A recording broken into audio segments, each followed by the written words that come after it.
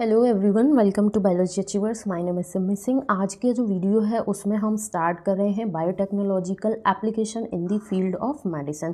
Previous videos में हम agriculture field में बायोटेक्नोलॉजी की एप्लीकेशन डिटेल में डिस्कशन कर चुके हैं। अगर वो वीडियो नहीं देखे हैं तो मेक श्योर कि वो वीडियो देखें क्योंकि इंपॉर्टेंट इन्फॉर्मेशन है उसमें। ठीक है, तो जो बायोटेक्नोलॉजिकल एप्लीकेशन है मेडिसिन में, तो जो टेक्नोलॉजी है जिसको हम शॉर्ट में RDT बोलते हैं, recombinant DNA technology. Recombinant DNA technology के थ्रू हम क्या करते हैं, मास प्रोडक्शन करते हैं किसका, थेरापेटिक ड्रग्स का। ठीक है, हम अदर तरीके से भी मेडिसिन्स जो हैं, ये ड्रग्स जो हैं वो बना सकते हैं, लेकिन RDT के थ्रू जो थेरापेटिक ड्रग्स बनाई जाती हैं वो कैसी होती हैं, सेफ़ होती हैं, मोर इफ़ेक्टिव होती हैं। साथ ही साथ इनमें कोई अनवांटेड इम्यूनोलॉजिकल रिस्पॉन्स जो है वो नहीं देखने को मिलता है, ये इंड्यूस नहीं करती हैं, मतलब एलर्जिक रिएक्शंस जो हैं इस तरीके की नहीं देखने को मिलती हैं। ठीक है, तो इसीलिए जो रिकॉम्बिनेंट DNA टेक्नोलॉजी के थ्रू थेरापेटिक ड्रग्स जो बनाई जाती हैं वो सेफ़ होती हैं, मोर इफ़ेक्टिव होती हैं, इनमें कोई अनवांटेड इम्यूनोलॉजिकल रिस्पॉन्स जो है वो देखने को नहीं मिलता है, क्योंकि अदर तरीके से जो बनाई जाती हैं उनमें देखने को मिल जाता है। अब यहाँ पर मैं एक डेटा की बात करूँगी। ये सारी की सारी इन्फॉर्मेशन हमारे NCERT बुक का ही डेटा है, कहीं से एक्सटर्नल सोर्स से नहीं लिया गया है। तो ये जो डेटा है ये काफ़ी इंपॉर्टेंट है क्वेश्चन के पॉइंट ऑफ व्यू से। एट प्रेजेंट अभी तक की बात की जा रही है कि अभी तक में 30 थेरापेटिक्स जो हैं वो रिकमेंडेड हो चुकी हैं, अप्रूव्ड हो चुकी हैं ह्यूमन यूज़ के लिए। ठीक है, इन 30 में से इंडिया में क्या है, 12 थेरापेटिक ड्रग्स जो है उसकी मार्केटिंग की जा रही है। सो अगर यदि वर्ल्ड वाइड पूछा जा रहा है कि कितनी थेरापेटिक ड्रग्स जो हैं वो अप्रूव्ड हो चुकी है ह्यूमन यूज़ के लिए, तो 30 हो चुकी हैं। इंडिया में कितने की मार्केटिंग की जा रही है, तो वो नंबर है 12। सो ये डेटा काफ़ी इंपॉर्टेंट है क्वेश्चन के पॉइंट ऑफ व्यू से, मे बी क्वेश्चन पूछ भी लिया जा सकता है। अब हम चलते हैं अपने बहुत ही इंटरेस्टिंग से टॉपिक के बारे में कि जेनेटिकली इंसुलिन जो है उसको कैसे बनाया गया। ठीक है, तो इंसुलिन को बनाने से पहले उसके बारे में हम कुछ छोटी छोटी इन्फॉर्मेशन जो कि इम्पॉर्टेंट है वो जान लेते हैं। इंसुलिन जो है वो क्या होता है, एक प्रोटीनेशियस नेचर का हार्मोन होता है, प्रोटीन नेचर का हार्मोन होता है।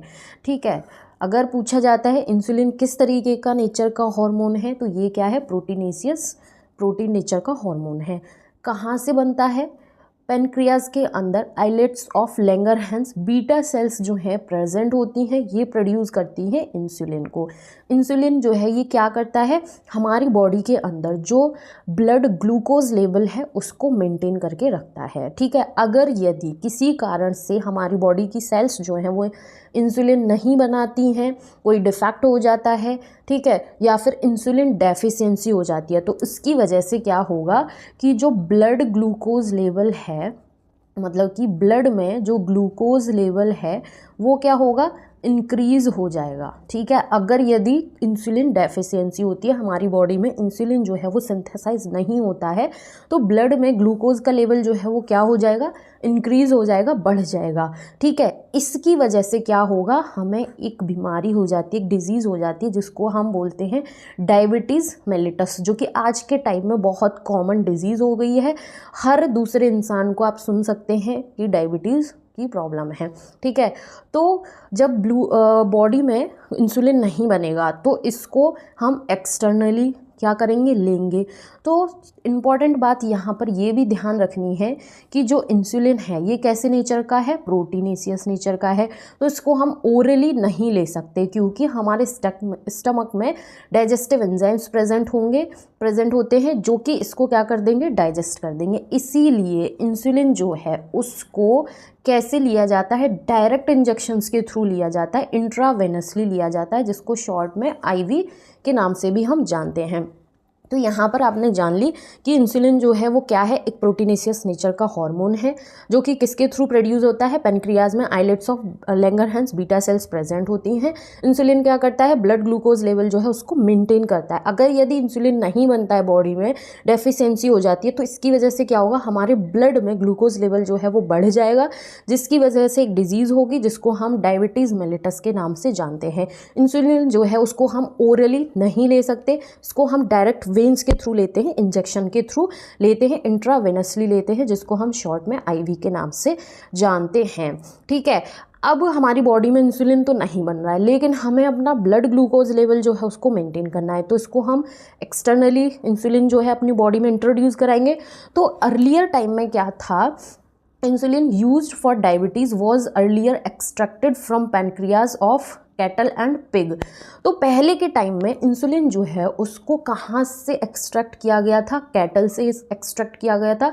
जो कैटल से एक्सट्रैक्ट किया गया था उसको हम बोवाइन इंसुलिन के नाम से जानते हैं। पिग से एक्सट्रैक्ट किया गया था जिसको हम पोर्सिन के नाम से जानते हैं। ये नाम अच्छे से ध्यान रखने हैं कि कैटल से जो इंसुलिन लिया गया था उसको बोवाइन बोलते हैं, पिग से जो लिया गया था उसको पोर्सिन बोलते हैं। जो ये एनिमल बेस इंसुलिन था, ठीक है, इसका ड्रॉबैक क्या था कि कुछ पेशेंट्स जो हैं उनमें क्या हुआ, जब उन्होंने इनसे एक्सट्रैक्टेड इंसुलिन को लिया तो उनकी बॉडी में एलर्जिक रिएक्शंस जो हैं वो देखने को मिली। इम्यूनोलॉजिकल रिस्पॉन्स जो है उनकी बॉडी ने क्या किया, शो किया।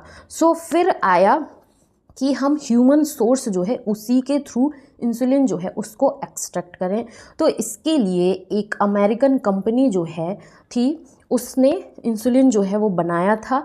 इंसुलिन कैसे बना, कैसे क्या किया गया, उसके बारे में जानने से पहले हम ये जान लेते हैं कि इंसुलिन जो है उसका स्ट्रक्चर कैसा होता है, क्या क्या इसमें प्रेजेंट होता है, किस तरीके से अटैचमेंट होता है। सो इंसुलिन जो है वो 2 शॉर्ट पॉलीपेप्टाइड चेन्स का बना होता है। पॉलीपेप्टाइड चेन्स मतलब कि पॉली अमाइनो एसिड्स का बना होता है, जिसमें एक चेन जो होती है, ये आप देख सकते हैं, एक चेन जो है उसको हम ए चेन बोलते हैं, दूसरी चेन जो है उसको हम बी चेन बोलते हैं। सो इंसुलिन जो है उसमें 2 शॉर्ट पॉलीपेप्टाइड चेन होती हैं, जिसमें से एक को ए चेन बोला जाता है, दूसरे को बी चेन बोला जाता है। इस तरीके से ये एक चेन हो गई, ये दूसरी चेन हो गई, ए और बी चेन हो गई, ठीक है। अब क्या होता है, ये दोनों चेन जो हैं वो एक दूसरे से कैसे कनेक्ट होती हैं, ये डाई सल्फाइड बॉन्ड के थ्रू कनेक्ट होती हैं। यहाँ पर ध्यान रखना है कि ए चेन और बी चेन एक दूसरे से डाई सल्फाइड बॉन्ड के थ्रू क्या होती हैं, कनेक्ट होती हैं। साथ ही साथ जो इंसुलिन का स्ट्रक्चर है, which contain an extra stretch called the C peptide, जो ए चेन होती है उससे एक एक्स्ट्रा स्ट्रेच जो है, एक एक्स्ट्रा चेन जो है वो कनेक्ट होती है, जिसको हम सी चेन बोलते हैं, ठीक है। ये इस तरीके से क्या हो गया इंसुलिन का स्ट्रक्चर, कि इंसुलिन के स्ट्रक्चर में हमने क्या देखा, 2 पॉलीपेप्टाइड चेन होती हैं ए और बी, ये दोनों एक दूसरे के साथ डाइसल्फाइड बॉन्ड के थ्रू कनेक्टेड होती हैं, ठीक है। इसके अलावा इनमें एक एक्स्ट्रा स्ट्रेच, एक एक्स्ट्रा चेन और देखने को मिलती है जिसको हम सी चेन बोलते हैं, और इस तरीके से इंसुलिन का स्ट्रक्चर होता है। ये स्ट्रक्चर जो एली लिली नाम की अमेरिकन कंपनी थी वो स्टडी कर रही थी, तो उसने देखा कि ये जो स्ट्रक्चर है ये क्या है, ये इनएक्टिव इंसुलिन है, जिसको हम प्रो इंसुलिन के नाम से जानते हैं, ठीक है। हमने स्ट्रक्चर जान लिया, 2 चेन डाइसल्फाइड बॉन्ड के थ्रू जुड़ी हुई थी, तीसरी चेन सी चेन थी एक्स्ट्रा, और ये जो स्ट्रक्चर था, ये जो फॉर्म थी इंसुलिन की, ये कैसी थी, इनएक्टिव फॉर्म थी, जिसको हम प्रो इंसुलिन जो है बोलते हैं, ठीक है। इतना आई होप की चीज़ क्लियर हो गई होगी। अब क्या हुआ, जो एली लिली नाम की अमेरिकन कंपनी थी उसने क्या किया कि ये जो सी चेन थी इसको क्या कर दिया, रिमूव कर दिया, इसको हटा दिया। जब सी चेन जो है इसको हटा दिया तो किस तरीके का स्ट्रक्चर मिला, हमारे पास ये ए चेन हो गई, ये बी चेन हो गई, ये डाइसल्फाइड बॉन्ड के थ्रू एक दूसरे से कनेक्टेड है। ये जो फॉर्म है इंसुलिन की, ये कैसी है, एक्टिव इंसुलिन है, और यहाँ पर सी चेन जो है वो रिमूव हो गया, ठीक है। तो ये जो कंपनी थी 1983 में, एली लिली अमेरिकन कंपनी, ठीक है, इसने क्या किया, ए चेन जो है इसको अलग बना लिया, बी चेन जो है इसको अलग सेपरेटली बना लिया, और दोनों चेन्स जो हैं उनको क्या कर दिया, डाइसल्फाइड बॉन्ड के थ्रू कनेक्ट करा दिया, और एक्टिव फॉर्म में इंसुलिन जो है उसको बना लिया। सो 1983 में एली लिली अमेरिकन कंपनी जो है इसने प्रिपेयर्ड किया क्या, 2 DNA sequence corresponding to A and B chain of human insulin. सबसे पहले इसने क्या किया कि जो ए चेन थी और जो बी चेन थी ह्यूमन इंसुलिन की, इसके करस्पॉन्डिंग 2 DNA सीक्वेंस जो हैं वो बनाए। इन DNA सीक्वेंस जो है उसको क्या कर दिया, इंट्रोड्यूस कर दिया प्लाज्मिड ऑफ ई कोलाई के अंदर।